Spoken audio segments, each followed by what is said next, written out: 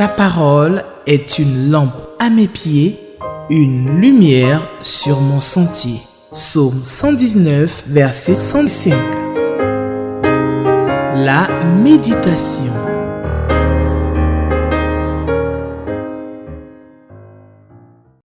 Ta parole est une lampe à mes pieds, est une lumière sur mon sentier. Shalom, chers frères et sœurs, c'est sur cette parole que je vous salue ce matin et en ce jour pour ce moment merveilleux que Dieu nous donne de méditer la parole de Dieu, de méditer sa parole.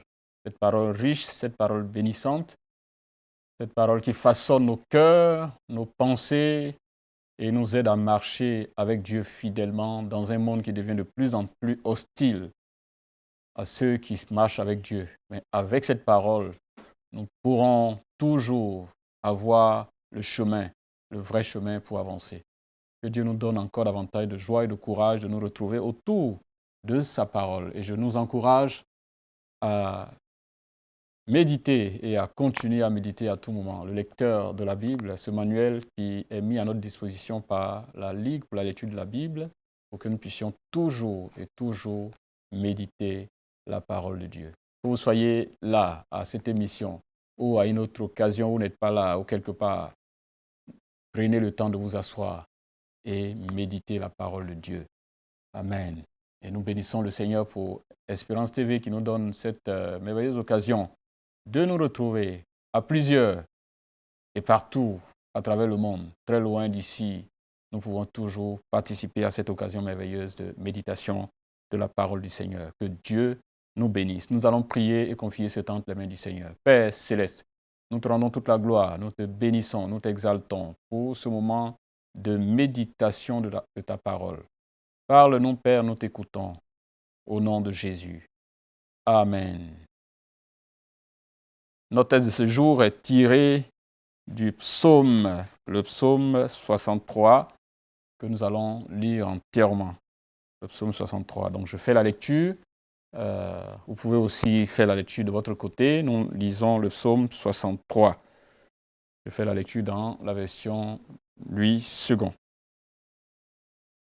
Psaume de David, lorsqu'il était dans le désert de Juda. Ô Dieu, tu es mon Dieu. Je te cherche.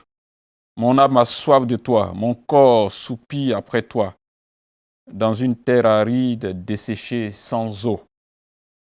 Ainsi, je te contemple dans le sanctuaire pour voir ta puissance et ta gloire, car ta bonté vaut mieux que la vie. Mes lèvres célèbrent tes louanges.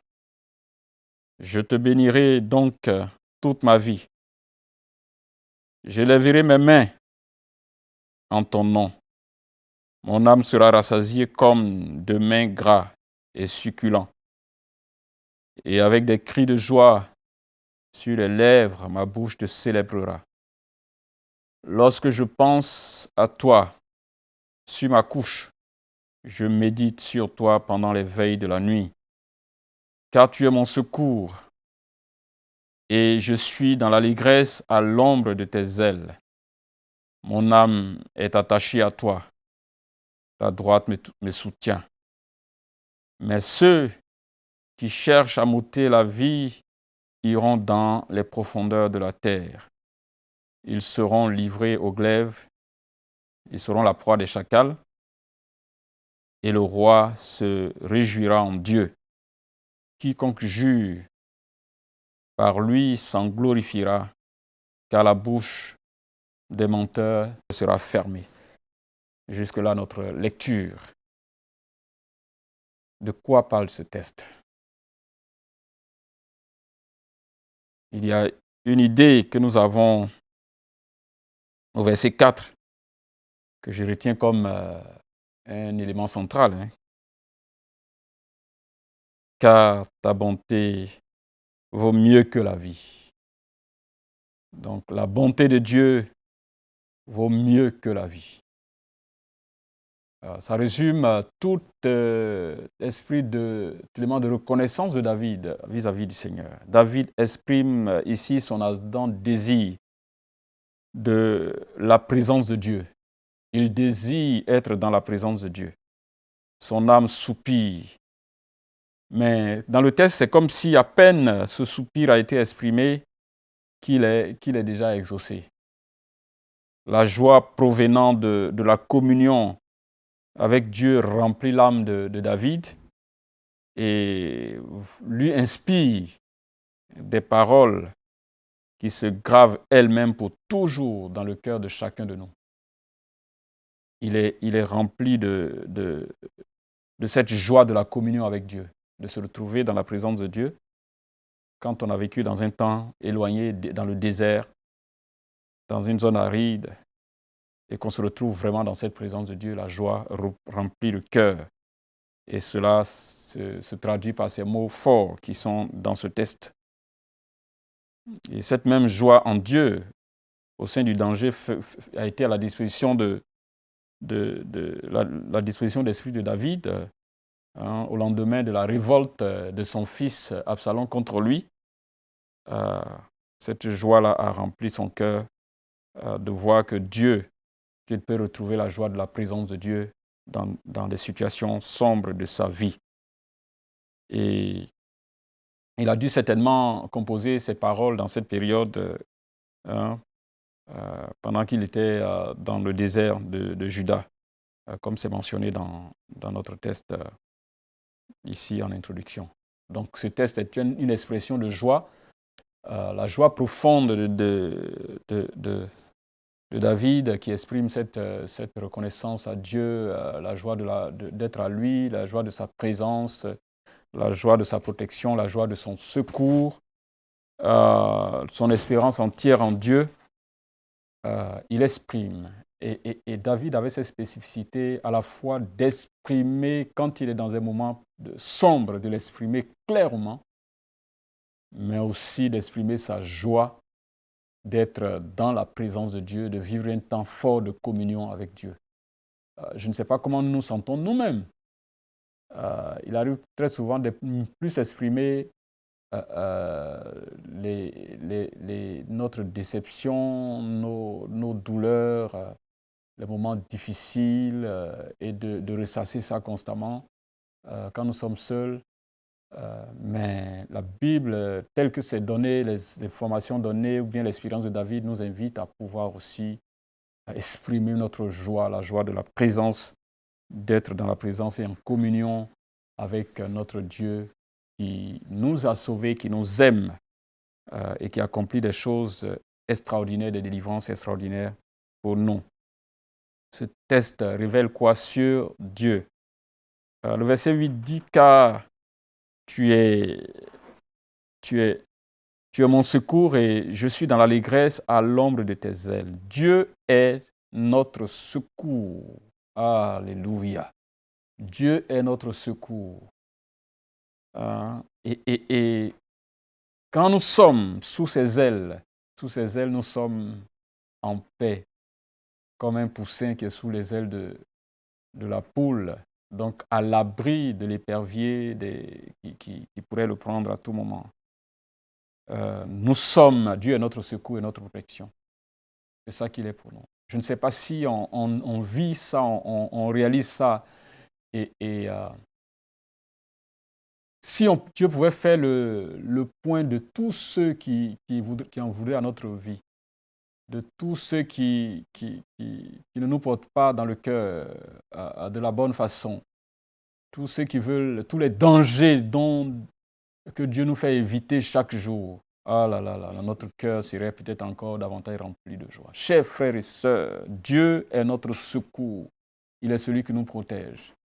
Et cela, nous devons garder ça à l'esprit, que chaque seconde, chaque jour qu'il nous donne, chaque mois, chaque année qu'il nous donne, c'est des temps de grâce où nous avons bénéficié de sa protection. Dieu est notre secours. Il ne nous abandonne pas devant le danger. Il vient à notre secours et il nous protège. C'est vraiment quelque chose que David nous donne de pouvoir garder à l'esprit. Dieu, notre secours, et à l'ombre de ses ailes, nous sommes en paix. La joie déborde dans nos cœurs parce qu'aucun ennemi n'est plus fort que celui qui nous protège. Aucun ennemi n'est plus fort que celui qui nous protège. Et ça, beaucoup de nous, et en particulier les chrétiens, nous devons le savoir. Malheureusement, on a beaucoup de chrétiens dont le comportement est comme si celui en qui ils ont mis leur confiance, celui en qui ils se sont confiés, celui à qui ils appartiennent, est plus faible que leur ennemi. Non!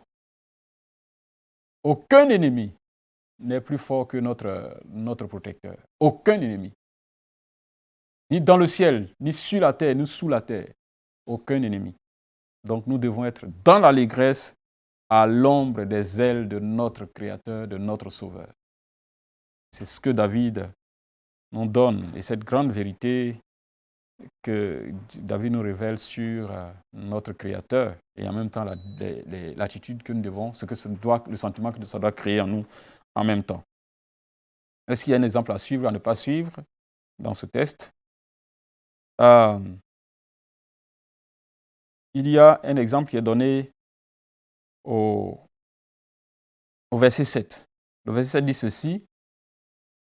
Lorsque je pense à toi sur ma couche, je médite sur toi pendant les veilles de la nuit. De quoi sont remplies nos nuits? David nous apprend à donner de la valeur à nos nuits. Que nos nuits ne soient pas là juste pour ressasser les malheurs, les situations compliquées de la vie, mais que nos nuits nous donnent l'occasion de réfléchir sur Dieu, de méditer sur Dieu pendant ce temps-là, de parler avec Dieu, de réfléchir à sa bonté pour nous, de réfléchir à sa grâce pour nous, de réfléchir à ses promesses pour nous. Méditer sur Dieu pendant que nous sommes couchés sur notre lit, que nous parcourons notre vie. Ne parcourons pas simplement nos difficultés, ne parcourons pas simplement nos douleurs, ne parcourons pas nos projets personnels, mais parcourons, réfléchissons à la place de Dieu, à ce qu'il est pour nous et à ce qu'il accomplit pour nous dans tous les aspects de notre vie. Que cela fasse partie de ce à quoi nous pensons et ce qui motive nos cœurs. Méditer sur Dieu doit faire partie de notre quotidien. Oh, quelle merveille David nous montre. Quel bon exemple il nous donne de pouvoir méditer sur notre Créateur, notre Dieu que nous aimons, et que cela remplisse nos cœurs et nous donne la joie de méditer, de réfléchir à ce qu'il est pour nous. Et cela doit être gardé dans notre cœur. Chers frères et sœurs, qu'est-ce qui remplit ton cœur? Ton cœur est-il rempli de joie pour Dieu, d'allégresse pour Dieu, de bonheur pour Dieu? Tes lèvres bénissent-elles Dieu constamment? Je bénirai donc, je te bénirai toute ma vie. Je lèverai mes mains vers toi. Waouh! C'est fort ce que David nous invite à faire. La joie qui sort de nos lèvres pour célébrer notre Seigneur. Chers frères et sœurs, ce que Dieu fait pour nous est tellement grand que nos petits moments de désert ne peuvent pas anéantir toutes les grâces que Dieu a faites pour nous. David parle d'un temps dans le désert et juste après nous voyons cette explosion de joie, de reconnaissance à Dieu. L'idée de dire que ne donnons pas tout notre temps, que nos temps ne soient pas dévorés par nos moments de désert et nos moments sombres. Non. Et même si nous y sommes encore, que nos cœurs soient encore remplis de reconnaissance à Dieu pour ce qu'il est, pour ce qu'il a déjà fait pour nous. Et nous devons toujours le faire. Chers frères et sœurs, que ces paroles restent gravées dans nos cœurs et nous donnent de profiter de la vie que Dieu nous donne, parce qu'elle est entretenue, protégée par le plus puissant qui puisse exister, le Créateur du ciel et de la terre. Et que sa présence remplisse nos cœurs et que nous ayons la joie de nous retrouver en sa présence. Nous ayons la joie de méditer sur lui quand nous sommes seuls, quand nous posons les vraies questions de la vie. Que nous puissions méditer sur Dieu, son amour pour nous et la grâce qu'il nous a accordée. Que Dieu nous bénisse, qu'il remplisse nos cœurs de joie et de reconnaissance et de bonheur. Car la bonté de Dieu envers nous vaut mieux que la vie. La bonté pour nous vaut mieux que la vie. Je ne sais pas à quoi ressemblerait notre vie si elle n'était pas accompagnée chaque jour de la bonté de Dieu.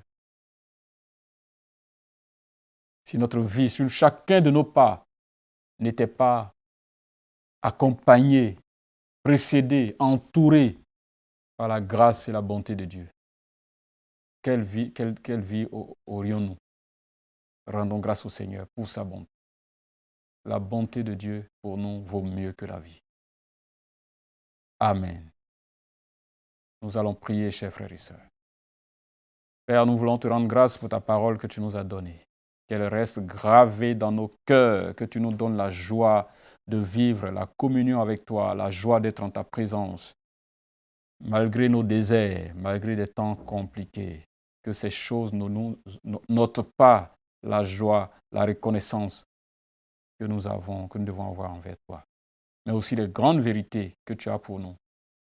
Que tu es notre secours. À l'ombre de tes ailes, nous sommes plus qu'en sécurité. Que l'allégresse d'avoir ton secours, ta protection, soit constamment dans nos cœurs. Merci, Père Céleste, de fortifier tes enfants qui traverseraient des temps difficiles et de leur donner d'espérer toujours en toi. Béni sois-tu, Père, au nom de Jésus. Amen. Que le Seigneur bénisse, chers frères et sœurs. Ta parole est une lampe à mes pieds, une lumière sur mon sentier. Psaume 119, verset 105. La méditation.